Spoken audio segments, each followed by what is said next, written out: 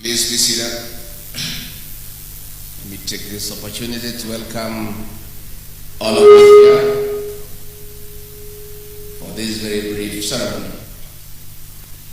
My dear countrymen, today marks an important day in the history of politics and democracy in Kenya. We meet here in response to the state of our nation, politically, socially, and economically. Indeed, today is a Kenyan moment. Following the need for social change, economic transformation, and political reimagination of our nation, I bring forth my response to the call by millions of Kenyans from across our nation who have called on us to rise to the occasion for a voice of reason and a listening ear, a right they have been denied for far too long. Patriotic Kenyans here at home and abroad have spoken to us clearly towards reforms for a better Kenya. The current despotic regime has failed to listen to the voice of the Kenyan citizen. That is why our great nation is sinking under heavy and punitive taxation, poor public delivery, skyrocketing cost of living, raiding of the payslip, poor health care, bad policies, and poor governance, insecurity, pathological lies, among others. Listening to the people of Kenya, who are supreme, is a calling. Leaders must make this calling a deliberate choice and not a government favor. Active listening to the people is therapeutic, a solemn duty, and the right thing to do at any given time. Dear Kenyans, I've spent the last 6 months in my Omonyoro residence listening carefully to Kenyans who voluntarily called on me in the village. I've widely consulted Kenyans from all walks of life. I've also engaged in countless consultative meetings and debates with opinion leaders, religious leaders, the business community, Kenyans living in diaspora, the professionals, university and college students, and ordinary Kenyans. I've held countless virtual meetings. I've held countless media interviews on both national, local, and vernacular stations. I've further engaged the young people on all social media platforms, including X and TikTok. One thing is clear: Kenyans are bleeding. They have nobody to hear their cries. Kenyans have confidently told us that the socio-economic and political problems we face today as a people are as a result of leaders not listening to them. Kenyans have told us that they want to actively participate in the leadership and governance of their country. Kenyans have boldly told us that they have solutions to the problems we face today. Kenyans have told us that their aspirations and their hope as a people, united under one nation, is under serious threat. Kenyans have told us that the future of this great nation lies not only in the hands of the Gen Zs and the millennials, but also in their potential that remains greatly untapped. They are knowledgeable, they are creative, and they are harmless, patriotic sons and daughters of our nation, whose one of their major demands is to be listened to and included in leadership.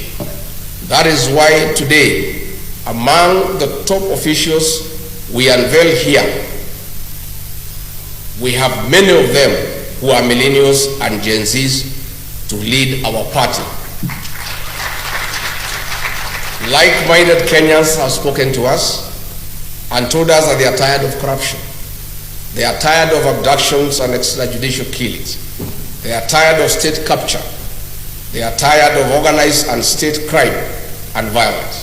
Kenyans have told us that they need a peaceful nation where the rule of law is respected, where education system is working, and where health care is not a privilege but a right. Kenyans have told us that they need a nation that is respected at the international forum. Kenyans have told us that they want to be listened to. My fellow countrymen, our nation needs a restoration of dignity in the spirit of the unfinished business of multi-party democracy. Our sense of duty to patriotism and nationhood towards a new Kenya, where every citizen is listened to, has come. My countrymen, it is time to provide a conducive environment for peace, justice, and speedy restoration of development, respect for the rule of law and human rights. It is time for liberation of our beloved country. It is time for our nation to take off socially, economically, and politically. History will be kind to us for taking a bold move to listening to each other. Kenyans have told us boldly to form a political party that will form an inclusive and a listening government, a government for the people, by the people. Consequently, we took the challenge to a cause that many Kenyans believe in. I made a promise to you that in the month of May 2025, I would unveil a new political party whose philosophy resonates with you. As you all know, I'm a truthful man and an honest man. I keep my word and my promises. I detest lies. And that is why I disagreed with the liar number one.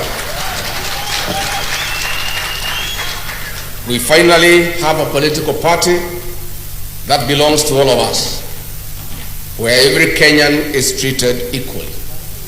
Our new party is Democracy for the Citizens Party.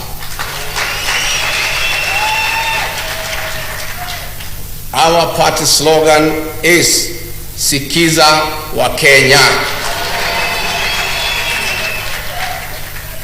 But if Kenyans want, they can always interchange it with Sikiza ground.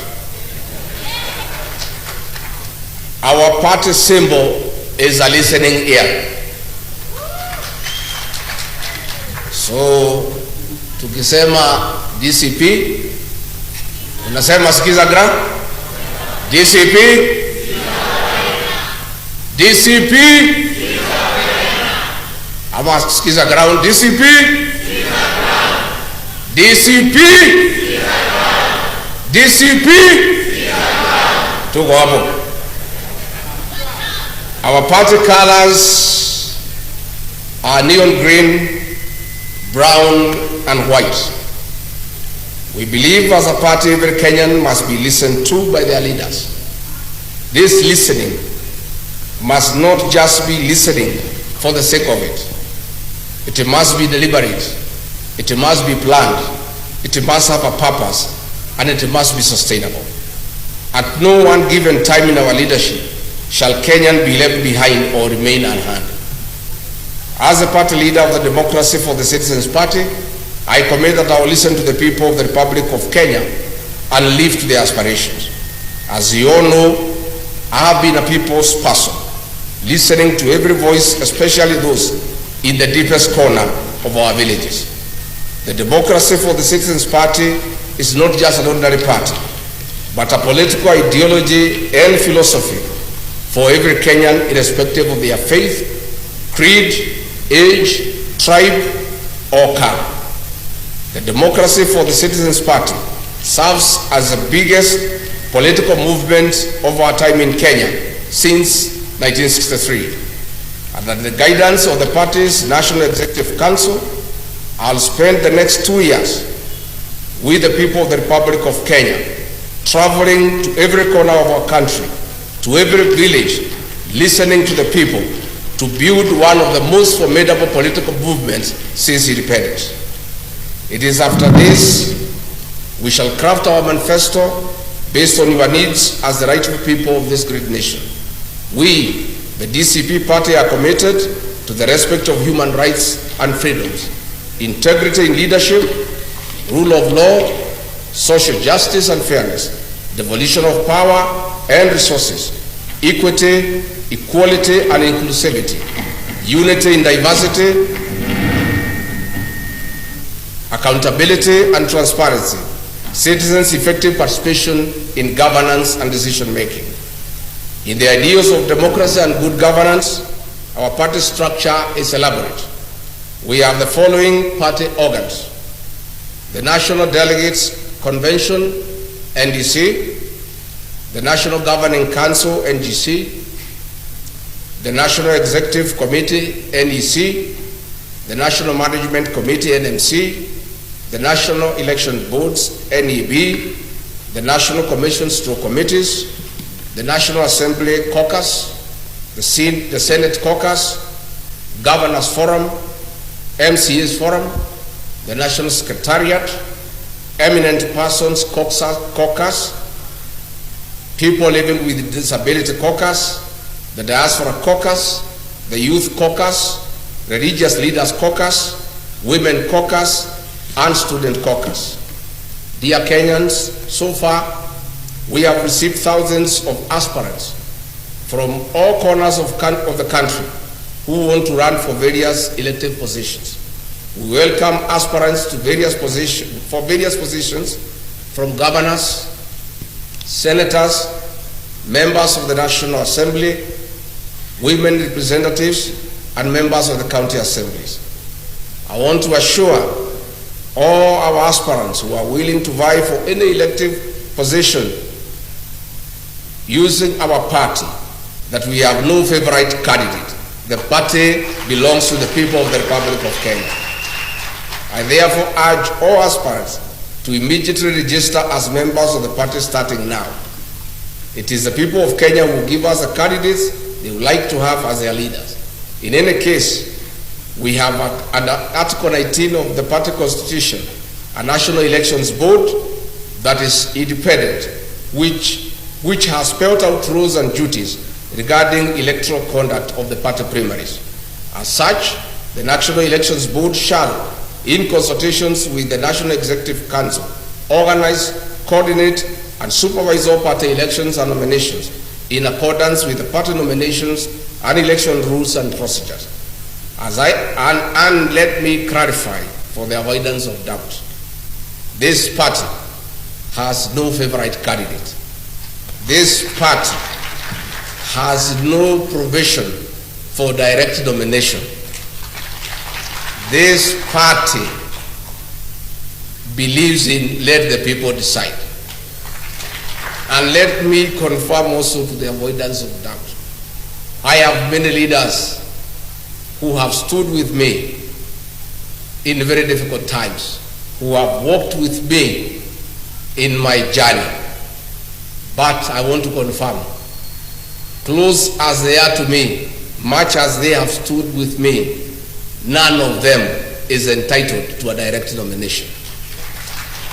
So I want to encourage everybody to be prepared to face each other in the party primaries. As I conclude, allow me to thank every Kenyan who believes in the call for patriotism, every Kenyan who believes that we, the people, deserve better every day, that we, the people, need to be respected, that we deserve better services, and that our taxes must count. My dear countrymen, my people, the great people of the Republic of Kenya, the future of our nation remains promising. We'll stop at nothing as a people towards a better Kenya. I must, however, caution that those who think they can mess around with our country. Our message is clear. The people of Kenya have unfinished business with you. We have a date with you in August 2027.